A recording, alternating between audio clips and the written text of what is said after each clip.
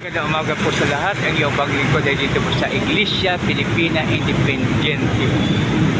Ito po yung tinatawag rin na Aglipayan Church, no? Dito lang po ito sa kanto ng Taft Avenue. Taft Avenue, mga kaibigan, at saka Libertad, no? So kantong-kanto po siya. So ito po yung Independent Church. Hindi po tayo maligaw, mga kaibigan, dahil dito may flower shop, no? So sa harap ng Peltras Bank, sa ilalim ng LRT o sa may red ribbon makita natin. At saka yan dyan ng LRT. Ayan, no? O, ito naman ang Libertad. Libertad. So ito ang Taft, no? So dyan lang, no? Pagaling Baclaran, hindi na kayo tatawid.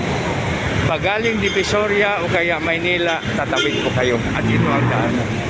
Ito po, mga kaibigan, ang Iglesia Pilipina Independiente or Aglipayan Church. Or magandang umaga sa lahat. God bless us all.